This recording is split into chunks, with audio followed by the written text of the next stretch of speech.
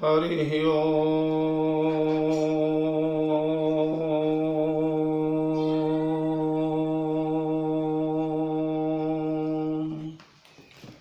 श्रीमन्महागणाधिपतये नमः। श्रीराम शरणं मम।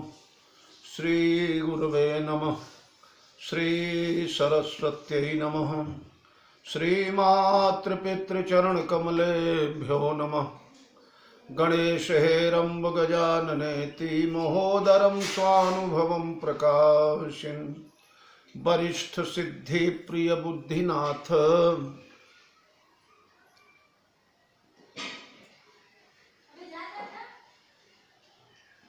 वदन्त एवं त्यजत प्रभीति। ओम नमः परमहंसास्वादित चरण कमल चिन्मकरंदाय भक्तजनमानस निवासाय श्रीरामचंद्राय नमोस्तु रामाय सलक्ष्मणाय देव्यै च तस्यै जनकात्मजायै नमोस्तु रुद्रेन्द्रयमानिलेभ्यो नमोस्तु चन्द्रार्कम्बरुद्गणेभ्यः। श्री सीतानाथ समारंभां श्रीरामानंदार्य मध्यमाम् अस्मदाचार्य पर्यन्तां वन्दे गुरुपरम्परां। मनोजवं मारुततुल्यवेगं जितेन्द्रियं बुद्धिमतां वरिष्ठं वातात्मजं वानरयूथमुख्यं श्रीरामदूतं शरणं प्रपद्ये। वीणाधरे विपुलमङ्गलदानशीले भक्त्यार्तिनाशिनि शिवविरञ्चि हरीश वन्दे। कीर्तिं प्रदेखिल मनोरथ दे महार्हे विद्याप्रदायिनि सरस्वती नौमि नित्यं। प्रभु समर्थ सर्वज्ञ शिव सकल कला गुणधाम योग ज्ञान वैराग्य निधि प्रणत कल्प तरुणाम। अपने अपने घरन की सब काहू को पीर तुम ही पीर सब घरन की धन्य धन्य रघुवीर। खल दल बन दावायनल राम श्याम घन मोर रोम रोम में वज्र बल जय केसरी किशोर।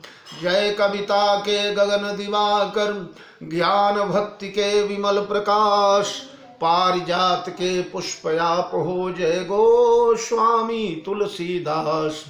श्री गुरु चरण सरोज रज निज मन मुकुर सुधारी बरनौ रघुवर बिमल जस जोदायक फलचारि। सियावर रामचंद्र की जय हनुमान जी महाराज की जय श्री गोस्वामी जी महाराज की जय।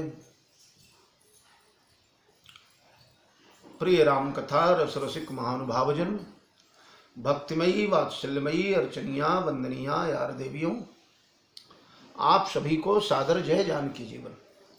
प्रिय मित्रों, भगवान की बड़ी असीम कृपा के परिणाम स्वरूप हम लोगों को जीवन का यह जो सुअवसर मिला हुआ है, कुछ क्षणों तक भगवान के परम मंगलमय मोदमय आनंदमय चरित्र का हम लोग रसास्वादन कर सकें।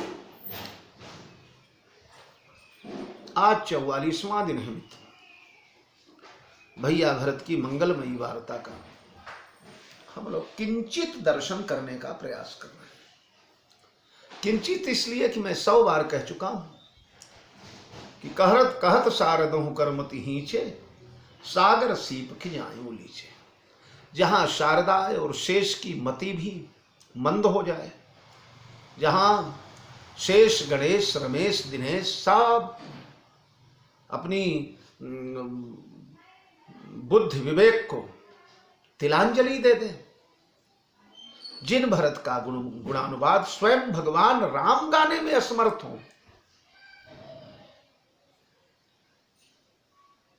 जानई राम न सकई बखानी, उन भैया भरतलाल का चरित्र हम जैसे कल के पामर प्राणी कुछ दिनों में कैसे संपन्न करेंगे।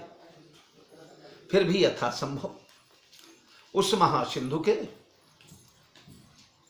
एक बिंदु का सहस्त्रांश भी अगर हमें आपको मिल जाएगा तो हम लोगों का बेड़ा पार हो जाएगा। चर्चा चल रही थी मित्रों अयोध्या चित्रकूट के प्रथम दरबार की, और प्रथम दरबार का उपसंहार हो गया था, या यूं कह लें कि प्रथम दरबार में महाराजा जनक के दूत आ गए और दूत के आते ही दरबार स्थगित हो गया।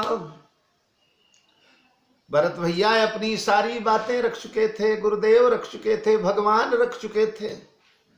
अंत में सब भार भगवान पर डाला गया था और भगवान चुप ही रहे। रघुनाथ संकोची प्रभु गति देखी सभा सब सोची। जनक दूत ते ही अवसर आए, मुनि वशिष्ठ सुनि निकट बुलाए। करी प्रणाम तिन राम निहारे, देवेश देखी भय निपट दुखारे। दूतन मुनिवर बूझी बाता, कहु विदेह भूप कुशलाता। सुनि सकुचाई नाई महिमा था, बोले चरवर जोरे माथा। बूझब राउर सादर साई, कुशल हेतु सो भयउ गोसाई। मैंने आप लोगों से पिछले सत्र में निवेदन किया था, महाराज वशिष्ठ का ये कुशल मंगल पूछना ये भी साभिप्राय है। इसमें एक बड़ा मीठा सा मधुर सा व्यंग छिपा हुआ था। पिछले सत्र में आपने सुना उसको। व्यंग ही था कि कहो विदेह भूप कुशलाता। विदेह की कुशल कहो, जनक की नहीं। अगर जनक की भूमिका में होते, जनक यानी पिता, पिता की भूमिका में होते, तो बेटी पर इतना बड़ा विपत्ति का पहाड़ टूटा। अयोध्या जैसे साम्राज्य की साम्राज्ञी बनते बनते बनवासिनी बन गई,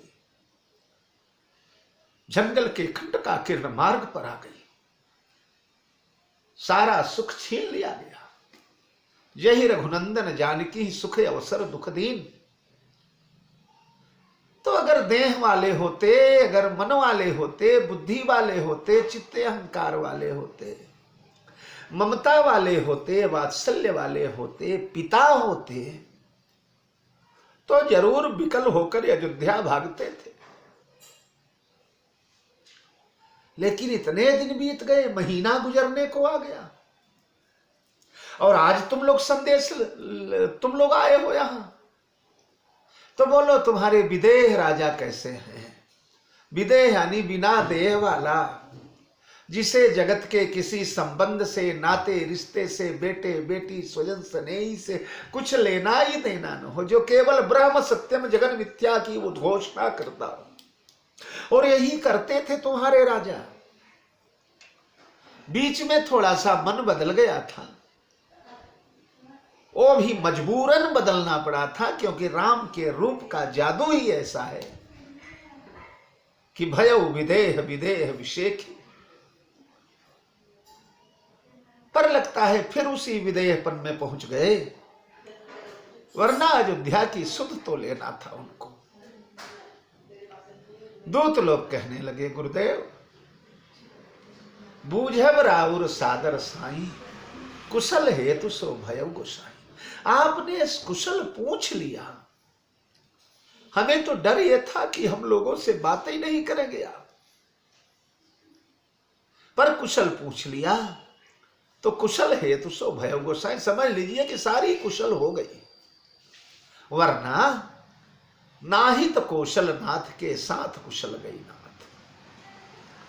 कुशल तो उसी दिन चली गई जिस दिन कौशल नाथ विदा हुए यहां से।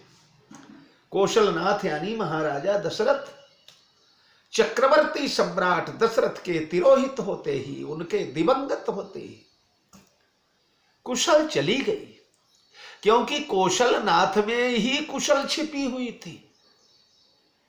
कुशलता के मूर्तिमान स्वरूप थे वो, और जब कुशलता के स्वामी ही चले गए तो कुशल कहां रहेगी।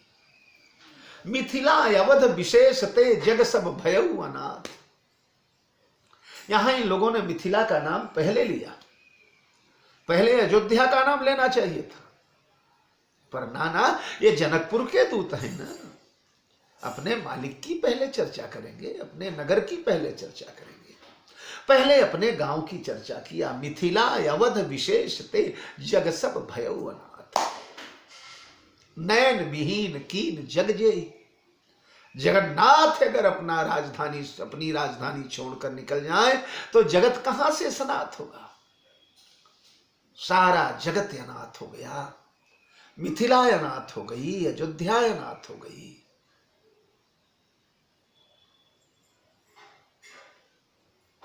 और जनकपुर में तुम कौशलपति गति सुनी जनक राम, भय सब लोग प्रेम बशोक बस बोरा।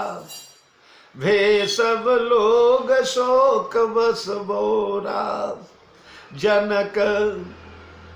जनक राजा के नगर के जितने निवासी हैं, जनकौरा माने जनकपुर वासी, जनकपुर के रहने वाले, इन लोगों ने कौशलपति गति सुनी जनकौरा। सभे सब लोग शोक बस बोरा। सारे जनकपुर के निवासी शोक के सागर में डूब गए, बौरे हो गए। बौरा माने पागल, विक्षिप्त। किसी को कुछ समझ में ही नहीं आ रहा है क्या किया जाए। जेहि देखे तेहि समय विदेहु, नाम सत्य यस लागन केहु। दूत लोग बता रहे हैं महाराज, उस समय जेहि देखे तेहि समय विदेहु। महाराज विदेह राज को उस समय जिसने जिसने देखा, उन लोगों को नाम सत्य यस लागन केहु, उनका नाम बिल्कुल सच्चा लगा। क्या सच्चा लगा? बोले समाचार सुनते ही हमारे महाराज जनक देह भान से परे हो गए। देह भान भूल गया महाराज का, अचेत जैसे हो गए, अवाक हो गए। न रोना, न गाना, न बोलना, न हंसना, न मुस्कुराना, न हिलना, न डुलना, बिल्कुल नाम सार्थक हो गया। जेहि देखे तेहि समय विदेहु, नाम सत्य अस लागन कहो। या इस चौपाई का अर्थ ये होता है कि नाम सत्य अस लागन केहू, किसी को राजा जनक का विदेह नाम सच्चा लगा ही नहीं। लोगों को लगा कि ये नाम तो बिल्कुल झूठा ही रखा हुआ है। क्यों? बोले आज राजा जनक के क्रियाकलाप सब सदैव जैसे हो रहे हैं। राजा दशरथ का रुदन सुन करके फूट फूट कर महाराज जनक रोए, बिलखे।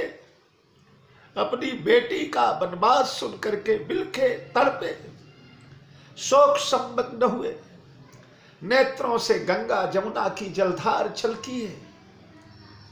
महाराज जनक का शरीर थर थर थर थर कांपने लगा है। माथा पकड़ करके बैठ गए। उस समय लगा कि ये विदेह नहीं है। विदेह होते तो देह धर्म में इतना ज्यादा क्यों डूब जाते। ये तो साधारण लौकिक पुरुष के समान देह धर्म का पालन कर रहे हैं। ये कौन सा विदेह का लक्षण है? फूट फूट करके रो रहे हैं, इतना करुण क्रंदन कर रहे हैं, करुणा के सागर में समाये चले जा रहे हैं। इतनी विकलता इतने बड़े विद्वान को, इतने बड़े ज्ञानी को।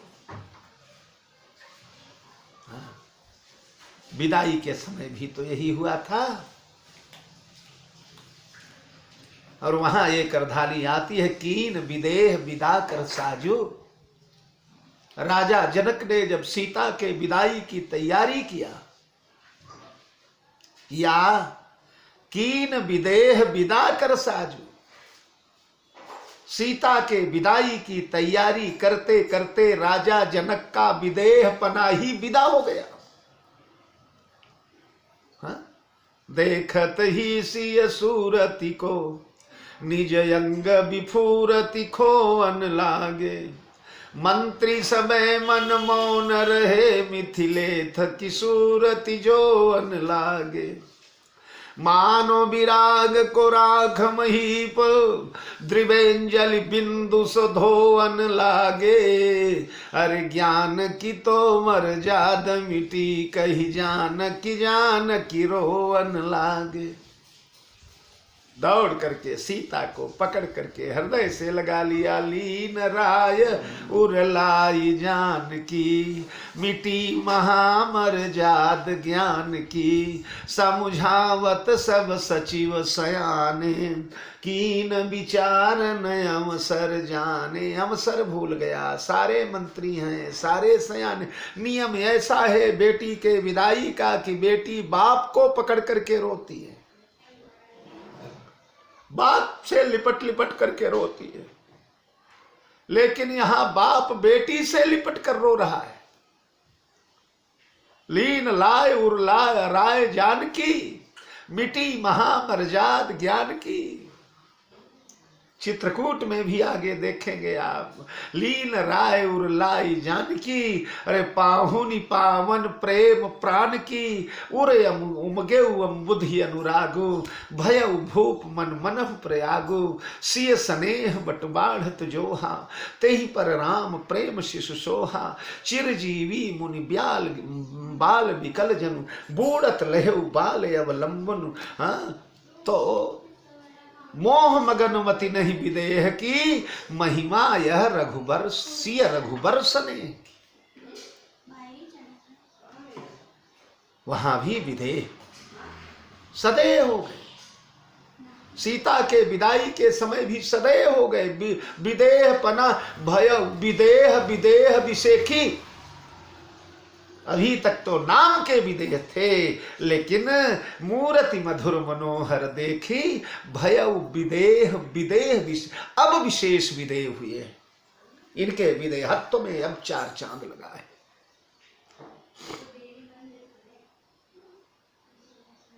यहां विशेष विदेह हो गए। विशेष विदेह, कोई विदेह होकर भी रोता है क्या? कोई विदेह होकर के रूप मुग्ध होता है क्या? कोई विदेह होकर के सौंदर्य का दीवाना होता है क्या? इसलिए विशेष विदेह हो गए। तो वैसे ही दूत कह रहे हैं, जेहि देखे तेहि समय विदेह हो, नाम सत्य असलागन। आज नाम सार्थक हो गया, या नाम सत्य असलागन के हो। किसी को ऐसा नहीं लगा कि ये विदेह हैं। विदेह का नाम आज सत्य लगा ही नहीं। महाराज विदेह आज सदैव बन गए, मोहग्रस्त बन गए। बेटी के बिछोह में तड़प तड़प कर फूट फूट करके रोए। या जे ही देखे ते ही समय विदेह हो। उस समय जनकपुर में जिसको देखा वो विदेह ही दिखाई पड़ रहा है। जे ही देखे ते ही समय विदेह। हर व्यक्ति विदेह बन गया, हर व्यक्ति को देहभान भूल गया, श्री सीताराम के प्रेम सागर में निमग्न हो गया। हर व्यक्ति मानो आज जनकपुर नहीं विदेहपुर हो गया। मानव कीन विदेहपुर करुणा बिरह निवास। तो जे ही देखे ते ही समय विदेहो। अरे नाम सत्य यस लागन केहू, रानी कुचाली सुनत नरपाल ही। सूझन कछु जस मनि बिनु ब्याल। वाह।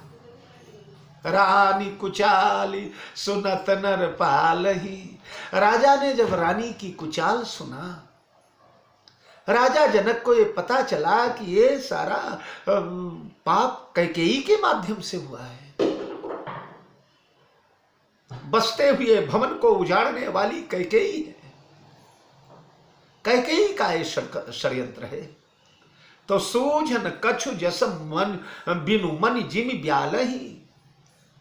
जैसे व्याल को, भयंकर नाग को कोई मणि छीन ले, तो जैसे विकल हो जाता है। यहां एक और संदेश है कि कोई ब्याल का मणि अगर छीनता है तो ब्याल फुफकार करके झपट्टा मार करके अपने प्राणपण से उस पर टूट पड़ता है।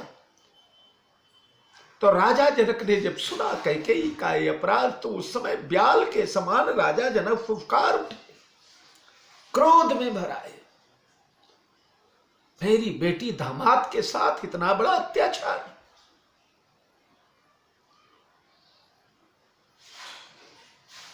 सूझन कछु बिनु मणि जिमि ब्याल है। जैसे ब्याल का कोई मणि छीन रहा हो और ब्याल तड़प रहा हो। इनकी मणि कौन है जानते हैं? जिस समय कन्यादान होने लगा, सियाजू का कन्यादान हुआ, मांडवी जी का भरत जी के साथ कन्यादान हुआ, और जब तीसरी बेटी यानी उर्मिला का नंबर आया तो जानकी लघु भगिनी सकल सुंदरी शिरोमणि जानिके।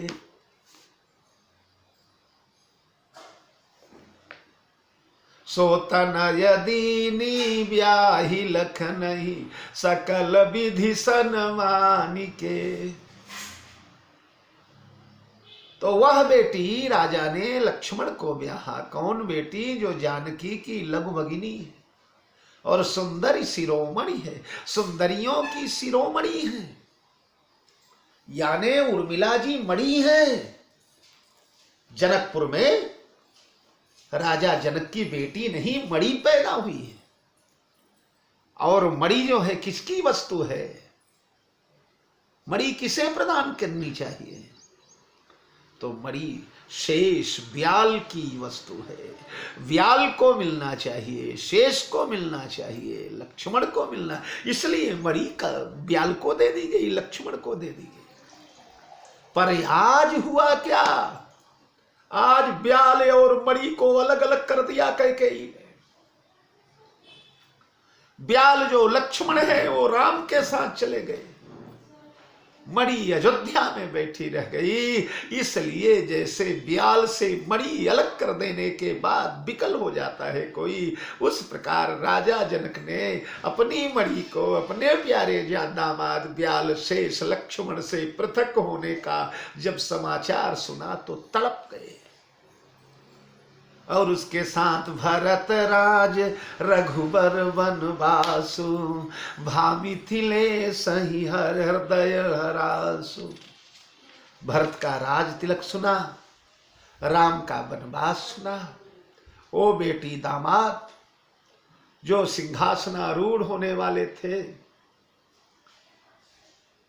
विमाता बन गई आंधी भयावह, फिया हुआ फिर भी न डगमग श्याम घनुआ। विमाता कैकेयी ने भयंकर तूफान का रूप धारण किया, भयंकर सुनामी का रूप धारण किया और भगवान श्री राम के राज्य के चित्र पर पानी फेर दिया।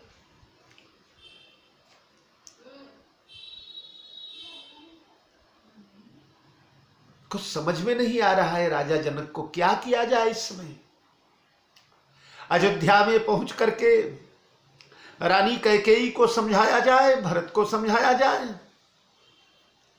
लेकिन अगर कैकेयी ना मानी तो? और कैसे मानेगी? जब दशरथ का नहीं मानी हो, जब राम को नहीं मानी हो। वो राम जो कैकेयी को प्राण प्रिय थे, शैशव काल में जिन राम ने कैकेयी के छाती का दूध पिया था, उन राम को जिस कैकेयी ने ठुकरा दिया, वो कैकेयी मेरी बात कब मानेगी? और तब तो बहुत बड़ा संबंध विक्षेप की स्थिति आ जाएगी, संबंध टूटने की नौबत आ जाएगी।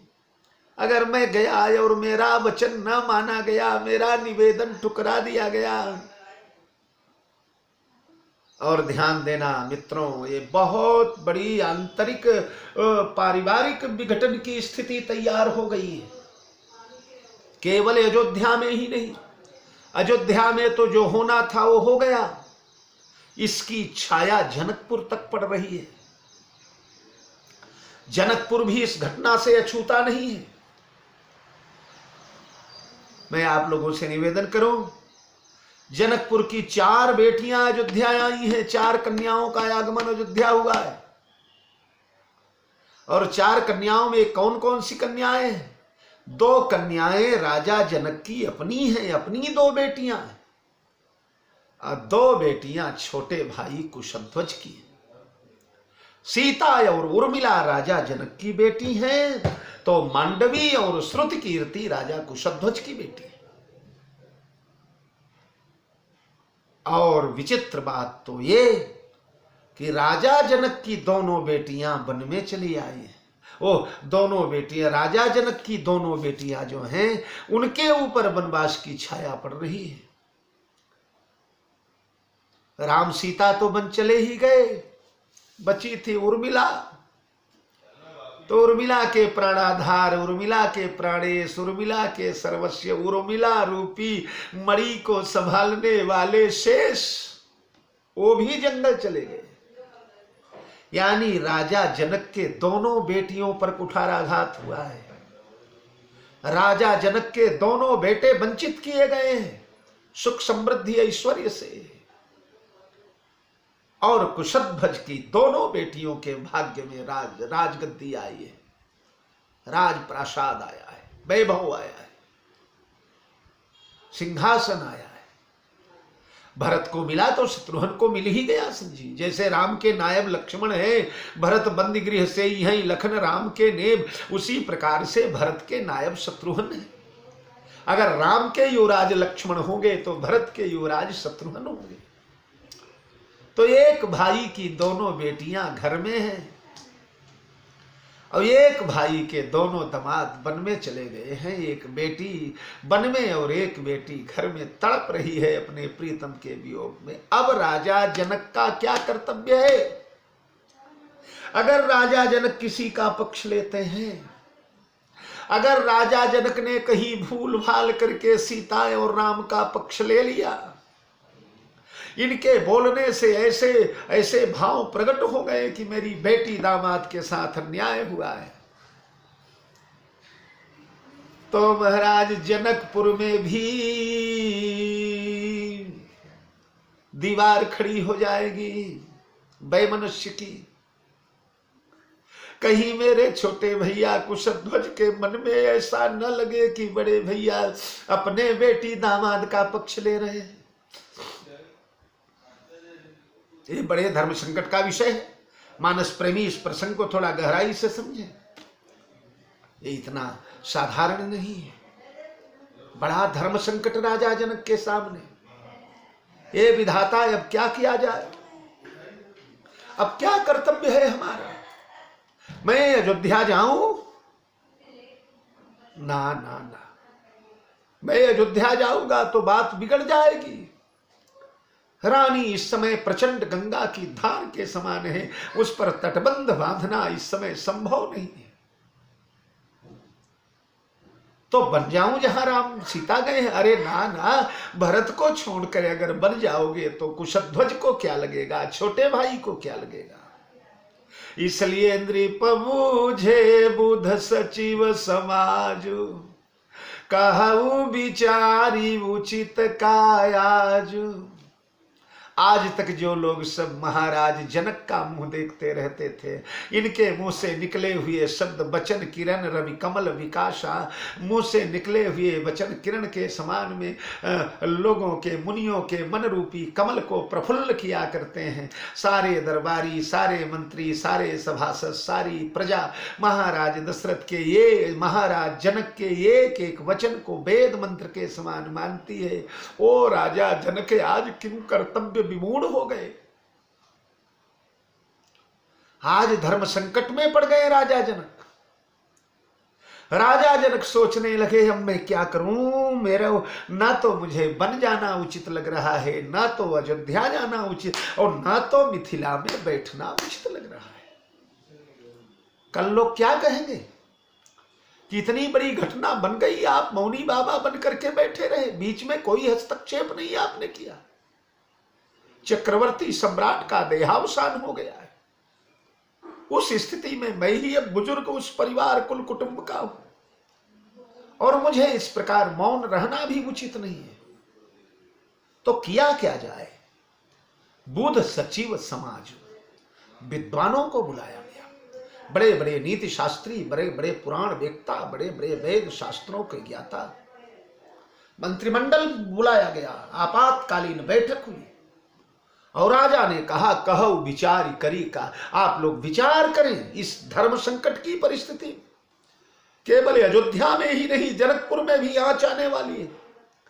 जनकपुर भी उस आंच से तपेगा। मिथिला अवध विशेष ते जग सब भयउ अनाथ। केवल ये आपत्ति अयोध्या पर नहीं आई है, जनकपुर पर भी आई है। इसलिए बोलिए हमें क्या करना चाहिए? सामुझी अवधय समंजस दो, चलिए कि रहिय न कह कछु को। किसी के समझ में नहीं आ रहा है क्या आज आदेश ने राजा को। जनकपुर में रुकने को बोले, या अयोध्या जाने को बोले, या बन जाने को बोले। नृपहि धीर धरी हृदय विचारी, पठये अवध चतुर चरचारी। तब राजा ने धैर्य धारण किया और विचार किया कि पहले अयोध्या की आंतरिक परिस्थिति का पता लगाया जाए। वर्तमान में अयोध्या में क्या हो रहा है, अयोध्या वालों की मनोभावना क्या है, अयोध्या वाले किस विचारधारा से प्रभावित हो रहे हैं। भरत को राज तिलक देने की तैयारी हो रही है, और अगर भरत के राज तिलक की तैयारी होगी तो हमें चुप रहना चाहिए, हमें मौन रहना चाहिए, उसका विरोध नहीं करना चाहिए। भरत के राज्य तिलक के उपलक्ष्य में नाना प्रकार के उपहार लेकर के भरत को समर्पित करना चाहिए। इस समय मेरा कर्तव्य यही है, राम वनवास का विरोध नहीं करना चाहिए। इसलिए तुम लोग अयोध्या जाओ, देखो क्या हो रहा है। रानी में कुछ सुधार हुआ क्या? रानी ने अपने हठ में कुछ इधर उधर परिवर्तन किया क्या? और नहीं किया तो क्या भरत भी रानी के मति में है क्या? क्या रानी के बनाए हुए चक्रव्यूह में भरत भैया प्रविष्ट हो गए हैं, या भरत भैया ने रानी की बगावत कर दिया है क्या? भरत राजा बनने जा रहे हैं कि राम को मनाने के लिए कुछ योजना बन रही है? इसका तुम लोग उचित पता लगा करके आओ। बूझी भरत सती भाव कुभाव, आयु बेगी न होई लखाव। अयोध्या वालों के दृष्टिपथ में तुम लोग आने नहीं चाहिए। अयोध्या वालों को ये नहीं पता चलना चाहिए कि जनकपुर से कोई दूत आए थे, वरना अनर्थ हो जाए। अयोध्या वालों के मन में वितृष्णा पैदा हो जाएगी, द्वेष पैदा हो जाएगा, कपट पैदा हो जाएगा, और जान जाएंगे कि राजा जनक हस्तक्षेप कर रहे हैं हमारे घरेलू मामलों में। इसलिए अयोध्या वासियों को बिल्कुल हवा न चलने पावे, गंध न लगने पावे। आयो बेग न हो लखाऊ, लखाऊ माने किसी को पता न चले, संदेह न हो। अयोध्या के घरों में जाना, दुकानों पर जाना, चौराहों पर जाना, चौबारों पर जाना, देव मंदिरों में जाना, जहां अच्छे अच्छे लोग बैठे हों, उनकी वार्ताएं चलती होंगी। उन वार्ताओं में अयोध्या के राज परिवार के अलावा इस समय कोई चर्चा अयोध्या में नहीं चालू होगी। तो तुम लोग वहां बैठ करके सतीभाव कुभाव, भरत का सद्भाव है राम के प्रति कि कुभाव है, उसका पता लगाना, और पता लगा करके आयो बेग, जल्दी आना। और राजा ने 4 दूत भेजे। वैसे ज्यादातर दूत जो है, चर जो है, गुप्तचर 2 भेजे जाते हैं, पर 4 इसलिए भेजे कि विधिवत चारों कोनों से पता लगाना।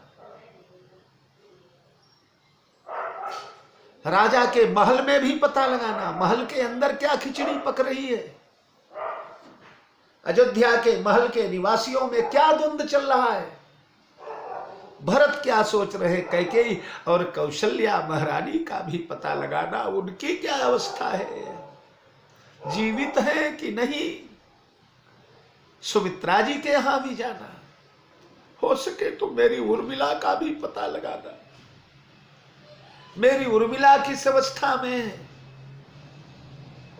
अब ये दूत लोग, ये चर लोग, ये जो चार चर हैं,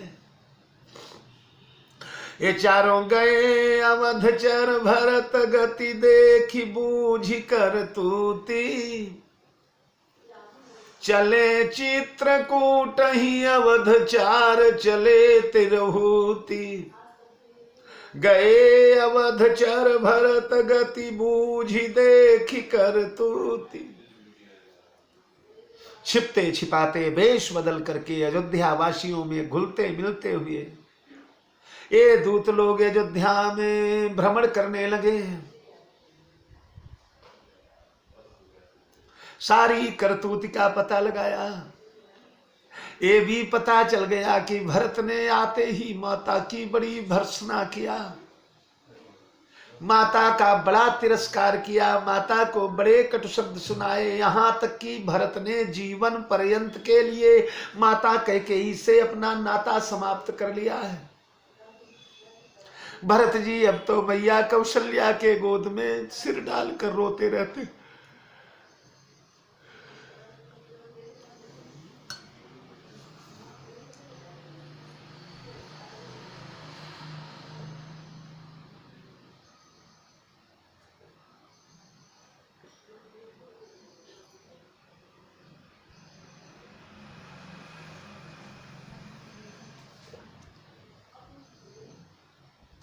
कैकेयी से भरत का रिश्ता समाप्त हो गया है।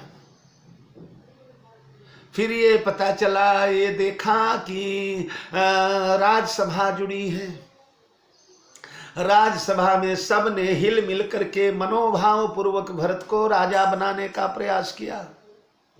गुरुदेव का आदेश मिला, मैया कौशल्या का आदेश मिला, मंत्रिमंडल का आदेश मिला, प्रजा का आदेश मिला। कैकेयी और मंथरा तो हाथ पैर ही हिला रहे हैं, भगवान राम की भी स्वीकृति है।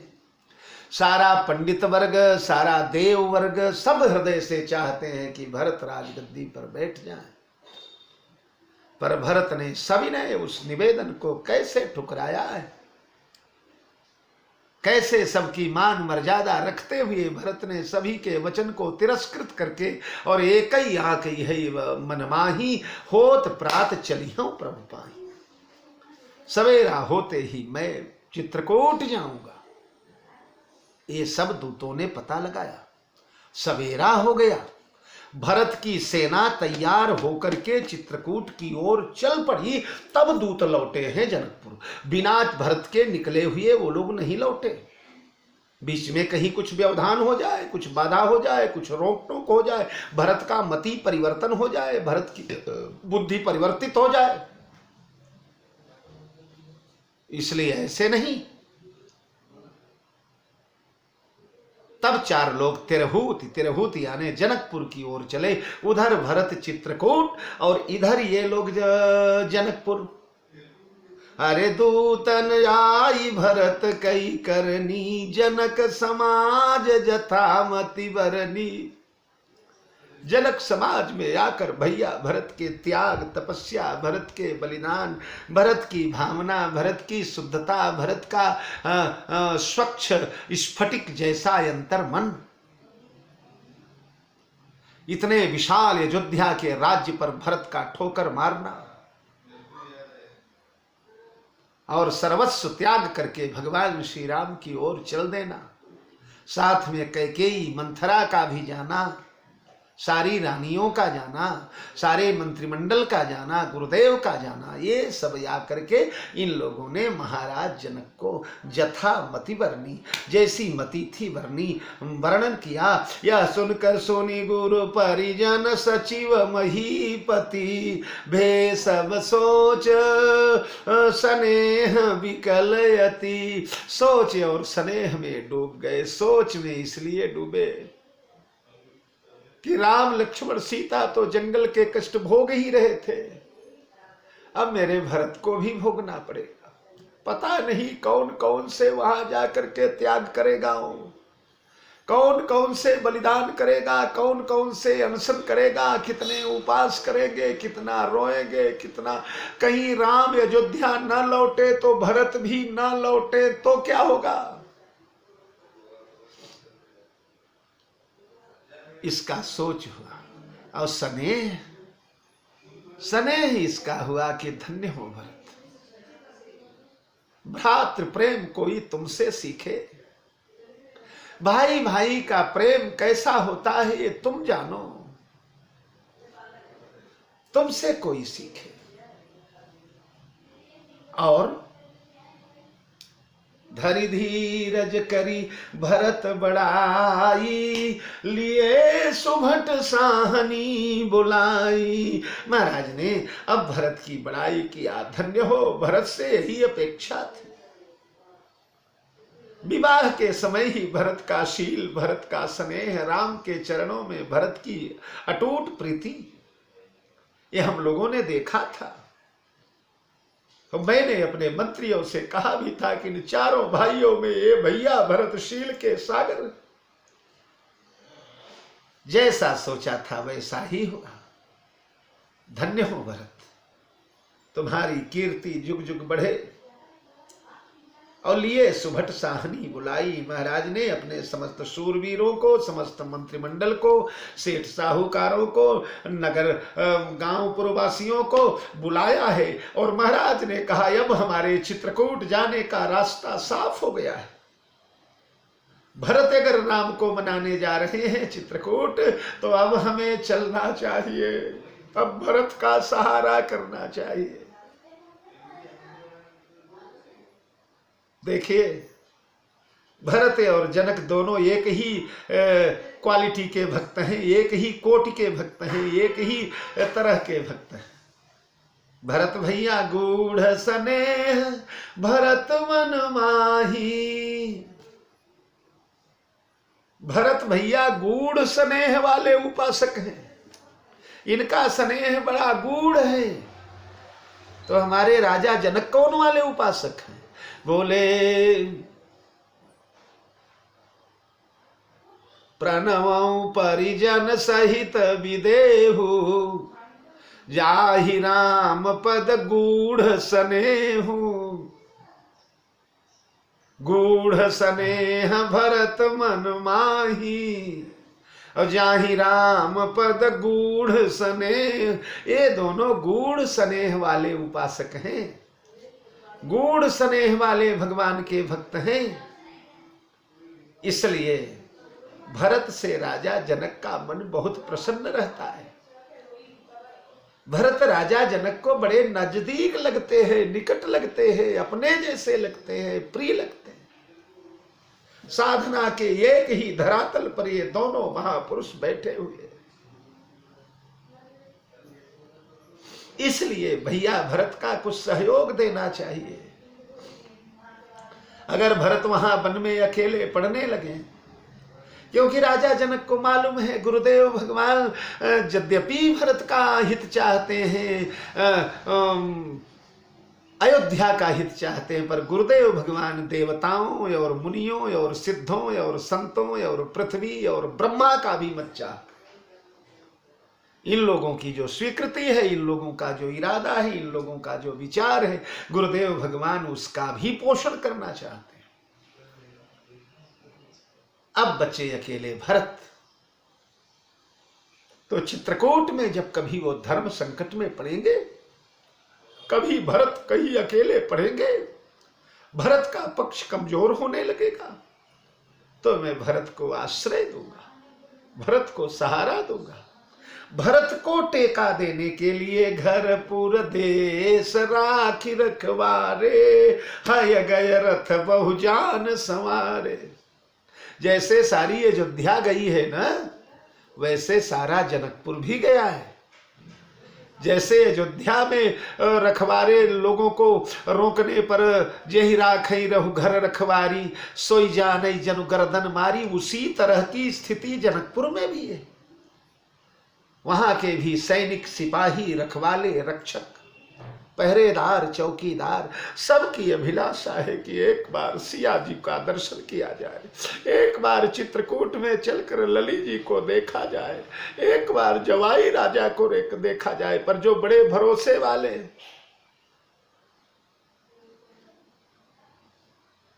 जिन पर बड़ा विश्वास है, ऐसे रखवालों को घर पुर देश राखी रखवारे। घर का रखवाला, राजमहल की सुरक्षा करना, 3 लेयर में सुरक्षा रखी गई।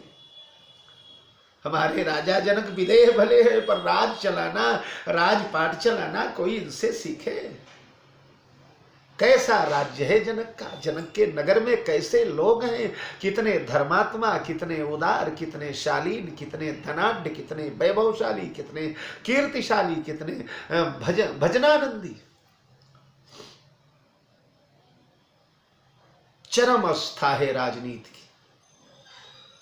तो एक घेरा महल के रखवाली में, घर महल की रखवाली में रखा, दूसरा घेरा पुर नगर की रखवाली में रखा, नगर चारों तरफ से घेर के रखो, और तीसरा देश राखी रखवाली। देश यानी सीमाएं, जो तिरहुत देश की सीमाएं हैं। उधर नालायक चीन है, इधर पाकिस्तान बंगला है, इधर भारतवर्ष।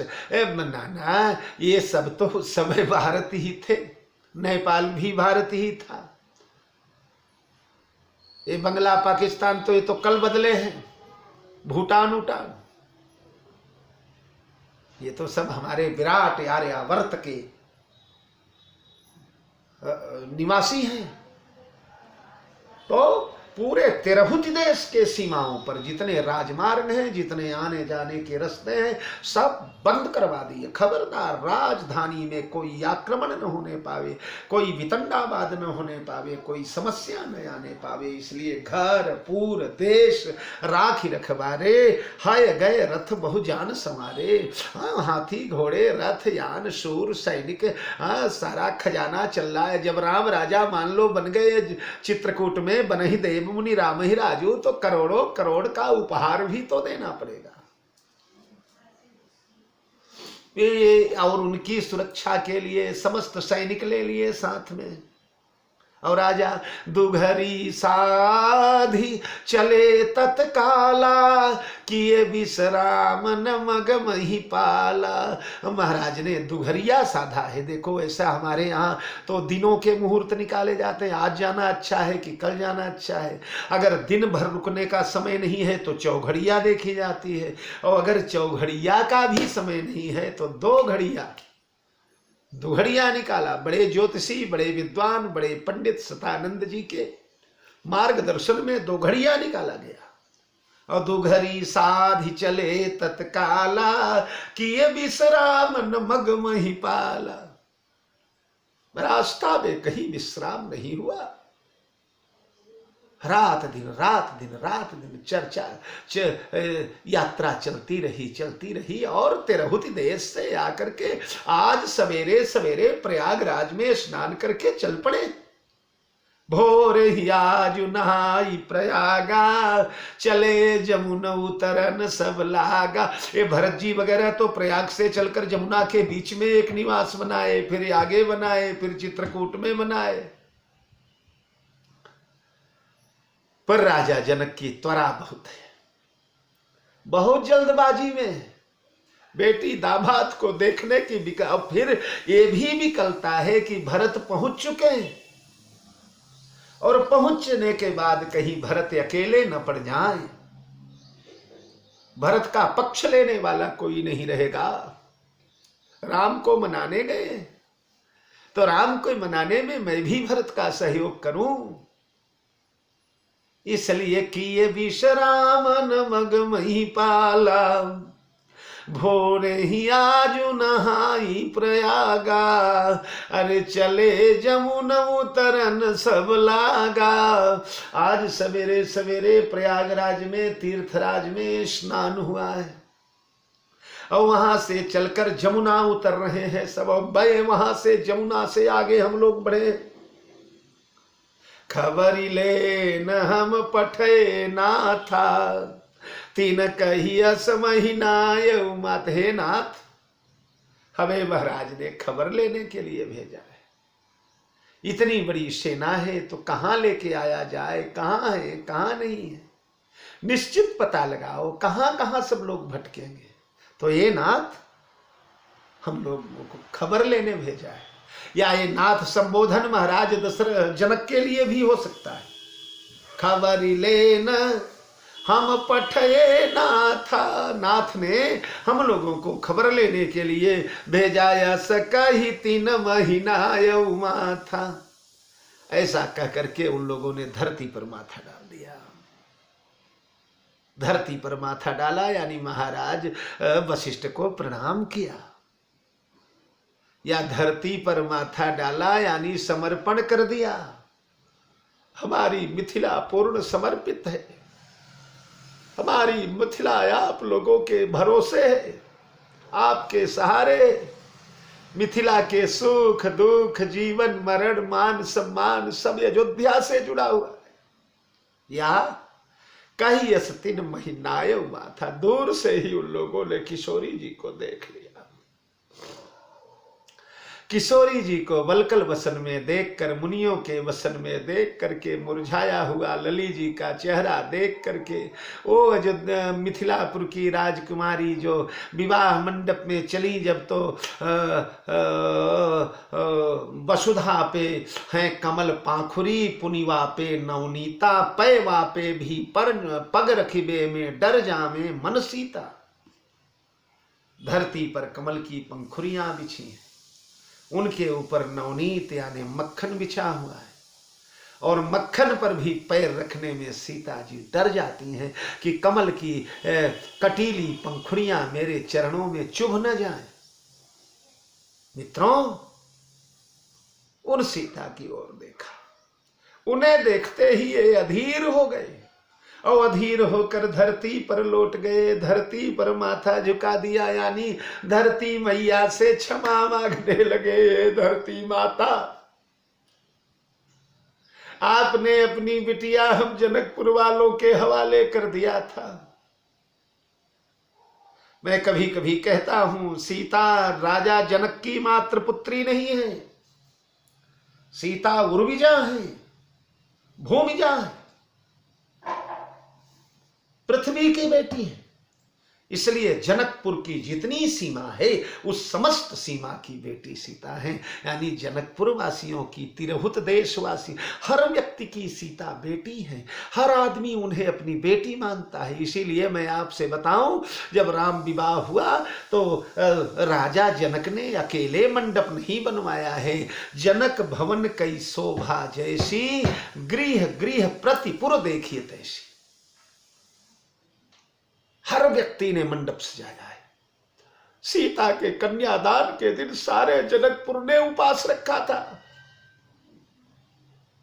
बेटी के कन्यादान के दिन बाप व्रत रखता है, तो सारे जनकपुर वाले व्रत हैं आज, उपास। क्या उपास है?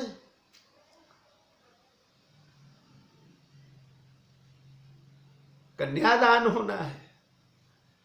बेटी के कन्यादान के पहले पानी नहीं पिएंगे। और जब सीता महाराज विदा हुई है तो अकेले राजमहल नहीं रोया है। मानव कीन विदेहपुर करुणा विरह निवास। हर व्यक्ति का हृदय रोया है। हर व्यक्ति को ऐसा लगा जैसे अपनी बिटिया चली गई, अपनी लली चली गई। इसलिए धरती पर माथा टिका करके मानो धरती माता से क्षमा मांगा, माते क्षमा करना, हम जनकपुर वालों ने तुम्हारे बेटी को बहुत कष्ट दिया। इस वेश में आपकी बेटी तो अस कही 3 महीना था, 7 की रात 6-7 दीने, मुनिवर तुरत विदाचर कीने। 6-7 की रात लोगों को बुलाया है गुरुजी ने। जंगली रास्ता है, आप लोग आ तो गए पर लौटने में कहीं भटक न जाएं, कहीं इधर उधर न हो जाएं, रास्ते में कोई समस्या न आ जाए, कोई हिंसक जंतु न आ जाए, चोर लुटेरे न आ जाएं, इसलिए तुम लोग इनकी सुरक्षा के लिए जाओ। और ये जिस मार्ग से आए हैं उससे भी बढ़िया जो मार्ग हो उस मार्ग से ले जाओ, और बढ़िया से बढ़िया मार्ग से महाराजा जनक को ले आओ। इसलिए 7 की रात 6-7 दीने, मुनिवर तुरत विदाचर कीने। सुनत जनक आगमन सब हर से अवध समाज, रघुनंदन ही सकोच बड़ सोच विवश सुरराज, रघुनंदन ही सकोच बड़।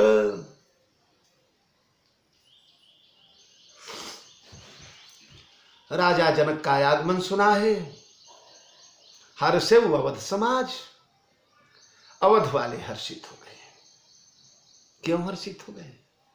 ये है कि अगर हमरे कहे से राम नहीं लौटेंगे, अगर हम राम को नहीं लौटा पाएंगे तो अब तो ससुराल वाले आ गए हैं, सासुएं आ रही हैं, बेटी को देखेंगी तो कब वन में जाने देंगी। महाराज जनक आ गए हैं।